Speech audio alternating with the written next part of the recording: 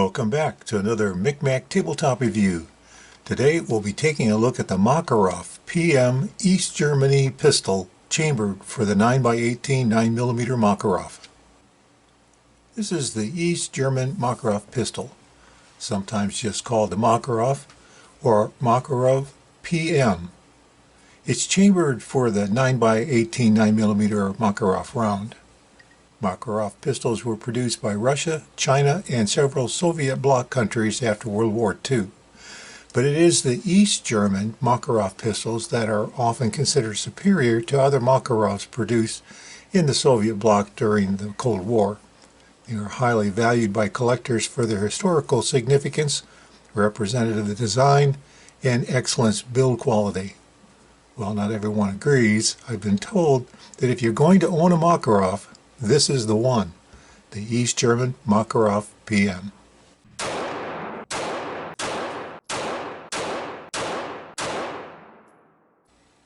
Now, before we go any further, let's make sure this gun is cleared first.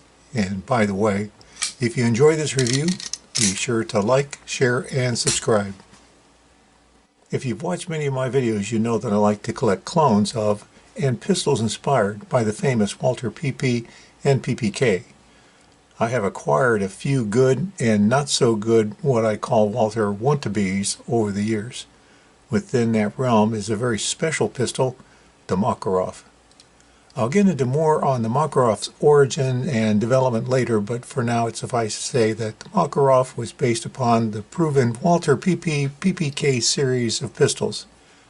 So owning a Makarov has been a wish list obsession of mine for years. Oh, it's not that I haven't seen Makarovs for sale. Sure, at auctions and gun shows, Russian or Bulgarian versions as well as Makarov-inspired Hungarian, Czechoslovakian, and Polish varieties are commonly available. I even own a few of those inspired Cold War firearms like the FEG PA-63, the CZAC, and the Radom PE-64, but three things that kept me from acquiring a Makarov: availability, condition, and cost. It's been my understanding that a Russian Makarov would be good, but if I wanted a really good one, I needed to find an East German Makarov. Mostly I've seen Russian and Bulgarian Makarovs, but usually not in the best of shape, or if in really good condition, usually priced way too high. As for an East German Makarov, rarely seen and priced way too high for me. That is, until recently. I picked this one up at a little gun store while on vacation with my wife earlier this year. At $525 out the door, it was really hard to pass up. It came with 2 magazines and a holster, but more importantly, it's in excellent like-new condition. So what's the big deal about the East German Makarov pistol? Well, to answer that question, we need to go back to 1949. When the Soviet Union was searching for a replacement for their aging Tokarev TT-33 pistol. A competition was held, and by 1951 they had adopted a completely new design, the Makarov, which had been designed around the proven German Walther PP PPK pistol. It should be noted that after World War II, the Russians had access to the Walther factory in Germany and had shipped much of the Walther tooling back to the USSR. The Makarov pistol was officially designated the PM pistol Makarov, and the PM was the Soviet service pistol from the time it was adopted in 1951 until about 1991. A service run of 40 years. Not bad. While the Makarov pistol was originally designed and manufactured in the Soviet Union, it was also produced by China and Soviet satellite countries like Bulgaria, and most relevant to our story, East Germany. Regarding licensed Soviet bloc versions of the Makarov, East Germany was the first of the Soviet satellites to manufacture them, beginning in 1958. These were made at the Ernst Thälmann State Factory, where full-scale manufacturing began by late 1959 and early 1960. East German production of the Makarov pistol continued until 1965. By the way, Poland, Hungary, and Czechoslovakia produced their own version of the Makarov during this time. During the Cold War, you wouldn't have seen many East German Makarovs in the United States, but after the collapse of the Soviet Union in 1990, Makarovs from East Germany began to be imported into the United States. Because of their exceptional fit and quality of build, along with their beautiful dark blue smooth finish, coupled with jet black checkered plastic grips, the East German Makarov has become one of the most highly sought after of the Makarov pistols. An important point among those collecting Communist bloc pistols is the fact that the East German Makarov imports were not significantly altered for importation. And for the Makarov itself, collectors appreciate the pistol's simplicity, having only 25 parts including the grip or stock and grip screw. Finally, although a collectible and intriguing pistol from the bygone Cold War era, the Makarov, even today, remains a realistic, very functional, and reliable concealed carry handgun option with excellent shooting qualities. Now, since Makarovs are so similar, other than excellent fit and finish, how do you identify East German pistols? Well, first of all, don't expect "Made in East Germany" in English to be stamped on the side. In fact, East German-made Makarovs have very little in the way of markings, but what markings you'll find are very important. Starting with the left side of the slide, there should be the serial number along with a matching number on the frame above the left grip. The first two letters that precede the 4-digit serial number were probably used as a way to number a block of pistols representing a block of 9,999. By the way, German Makarovs will also have their internal parts marked by electro pencil with the last 2 digits of the serial number. Note that there may be other stamped numbers markings on some parts, but they're just part numbers. It's the electro penciling of the numbers or series of small dots as opposed to being stamped that matters. These serial number identifiers will have a lightly etched appearance. The magazines often have numbers electro-penciled on them, but they rarely match the serial number of the pistol. To the right of the frame serial number will be the production date stamp. This one says 62, by the way. East German production began in late 1959 and ceased in 1965. A small but distinguishing mark found on all pistols is the K100 in a rectangle on the left side of the frame forward of the slide stop. This is an inspection acceptance mark. There is also a small diamond with a circle inside stamped on the rear of the left side of the frame and the left side of the slide to the right of the safety. That's a proof mark. It has been noted that many pistols have markings below the serial number. These are usually lowercase letters such as S, A, Z, or Y, with marks at different points around them that are believed to document various steps of the inspection process. Now, while there may be some slight variations and possibly some additional markings, the only other relevant markings are likely to be the import marks. This one has a very small light import marking on the right side frame just to the right and beginning slightly above the right grip. It reads Cole Distributing, which would have been in Smithville, Kentucky. I've been told that Makarov pistols that have small unobtrusive import marks together with their condition will determine the higher price and overall desirability of a particular firearm. If that's true, this one appears to check all those boxes. Very nice. The 9x18 9mm Makarov round is a product of the Cold War. It was developed specifically to be distant from the NATO ammunition, so the Warsaw Pact ammo could not be used by NATO forces against them. So basically the difference in the case size of the 9x18 Makarov was intentionally smaller than the traditional 9x19 9mm parabellum NATO round. The Makarov cartridge may not have the power of a popular 9mm Luger round, but many consider it more controllable than a 9mm Luger round and to be a viable self-defense cartridge for a concealed carry handgun. Today I can find target and range Makarov rounds at online outlets for about 52 cents each, and even Hornady self-defense rounds for about 60 cents each. Not bad. This is where I'll usually try to find U.S. movies that feature the firearm I'm reviewing. As you might expect, the Makarov has been featured in a ton of films. Typically, there isn't the distinction given to where a firearm was made, so an East German Makarov isn't always specified. The first was the earliest American-made film showing just a brief look at a Makarov, the 1982 Clint Eastwood film Firefox. The second film is the 2017 spy thriller Atomic Blonde, with Charlize Theron in the leading role.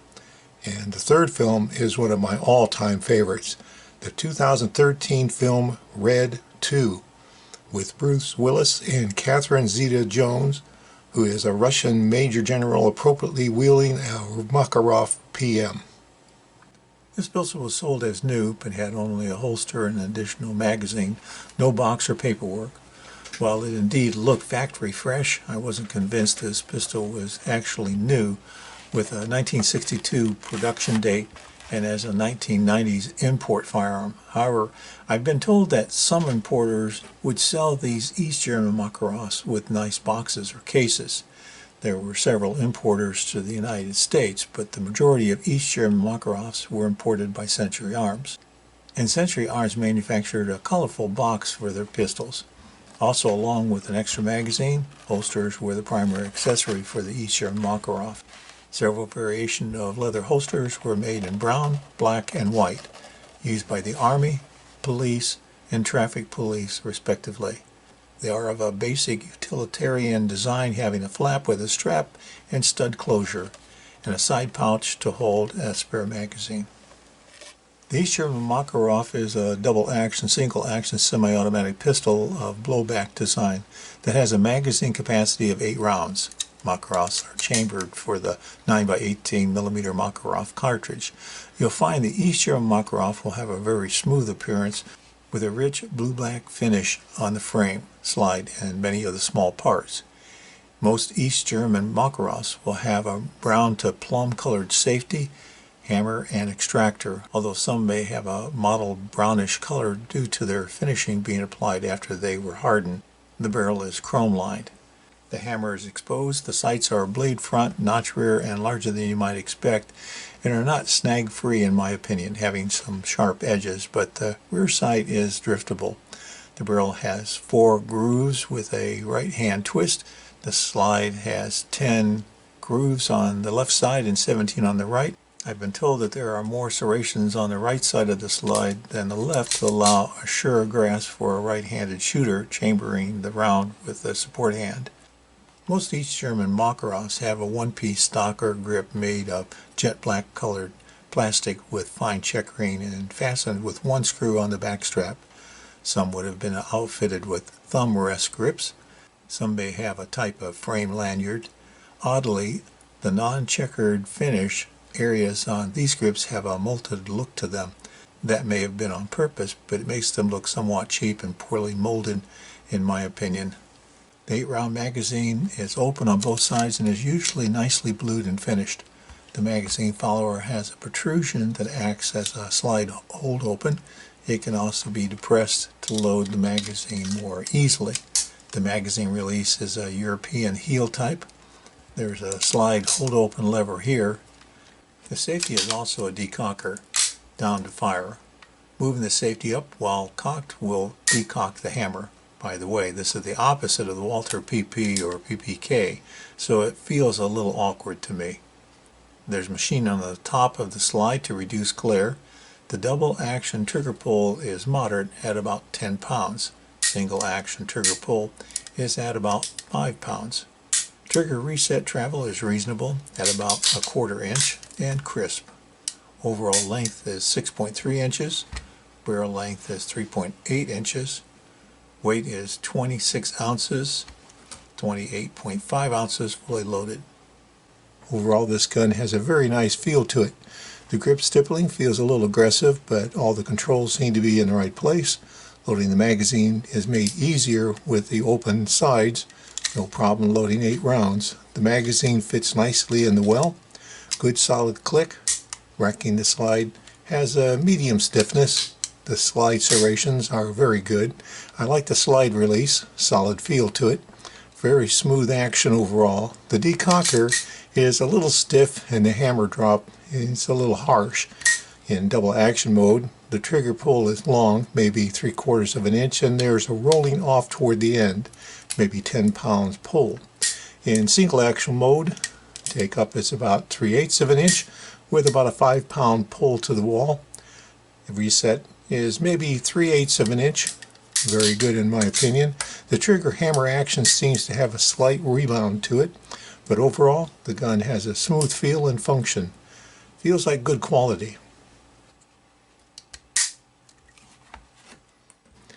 I've set the 5-inch targets out to 25 feet, which is my typical training distance. Sights are adequate. The sight picture is good. To be honest, there's a bit of a kick with this gun. The punch is straight back and a little uncomfortable, but controllable.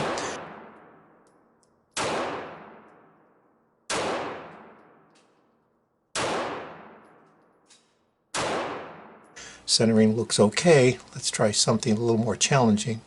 Let's move the target out to 35 feet.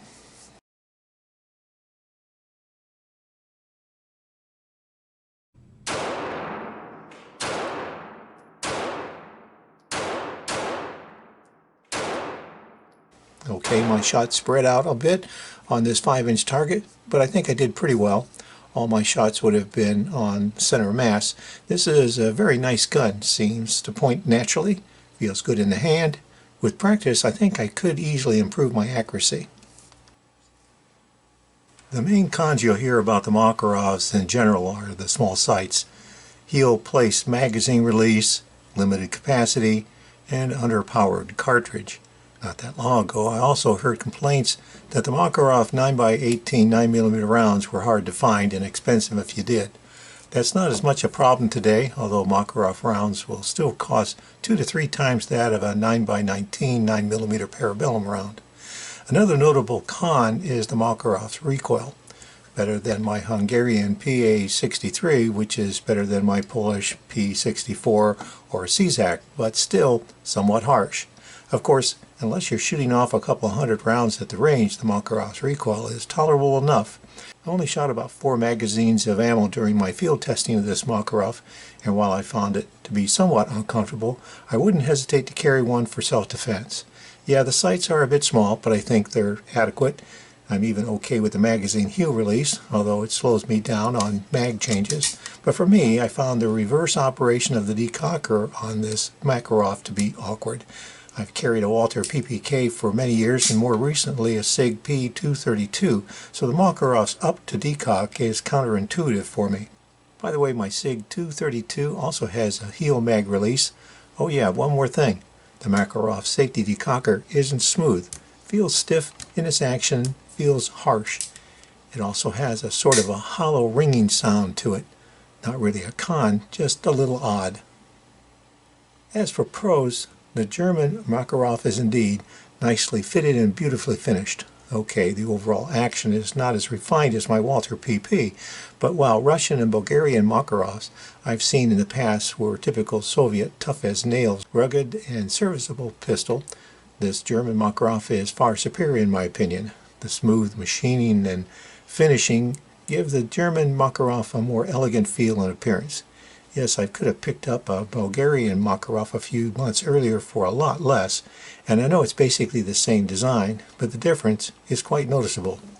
Another pro is the large selection of holsters for the Makarov, although I personally don't find the Cold War service holsters with their flap of much use today. Parts are readily available, including magazines, and seem reasonably priced. And speaking of price, the German Makarov has enjoyed a steady increasing value, and there's no reason to think that that will change soon. All in all, the German Makarov is sturdy and functional.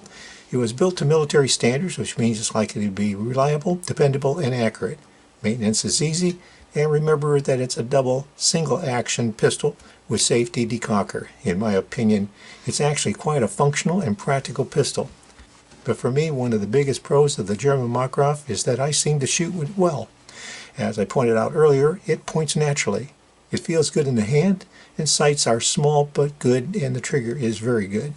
It's not as elegant as the Walther PP, but I've been back to the range a few times with this pistol, and even at 50 feet I have no problem hitting center mass. Nice gun. Now for disassembly, it's exactly like that for the Walther PPK. Make sure it's empty, remove the magazine, cock the hammer, pull down on the trigger guard and lock it to the side on the frame, pull back on the slide and lift up, then remove the slide forward and off the gun. The recoil spring can be removed from the barrel for cleaning. And that's it. Reassembly from field strip is easy.